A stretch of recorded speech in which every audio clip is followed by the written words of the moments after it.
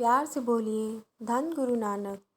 एक बार एक चोर जो लोगों के घरों में सेंधमारी कर चोरी करने का काम किया करता था, गुरु नानक देव जी को मिला।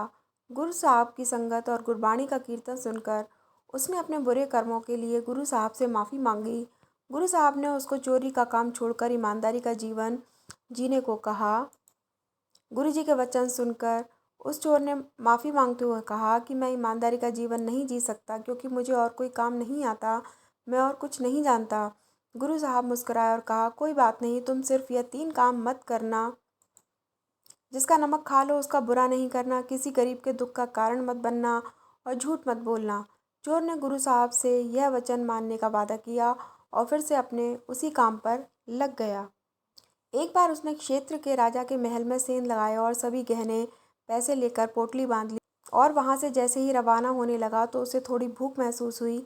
उसने वही मेज पर रखे पकवान को जैसे ही मुंह में रखा तो उसको पता लगा कि इसमें नमक है। उसको गुरुजी के वचन याद आ गए।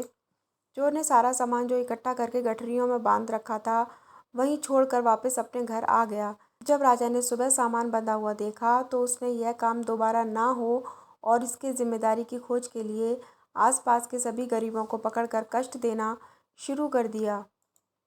जब चोर को इस बात का पता चला तो उसको गुरु साहब का दूसरा वचन, किसी गरीब के दुख का कारण नहीं बनना, याद आ गया। चोर ने राजा के पास पहुंचकर अपने चोर होने के बारे में बताते हुए गरीबों को कष्ट नहीं देने के बारे में कहा।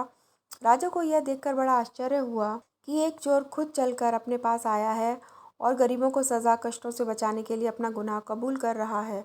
उसने चोर को गुनाह कबूलने का कारण पूछा तो चोर ने गुरु साहब के साथ हुई मुलाकात की सारी कहानी सुना दी और उनके साथ किए अपने वादों के बारे में बताया।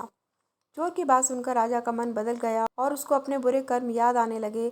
उसने चोर को उसे गुरु साहब के पास मिलवाने को कहा। गुरु साहब को मिलकर राजा ने अपने बुरे कर्मों की माफ़ी मांगी और चोर जैसे ईमानदारी का जीवन जीना शुरू कर दिया।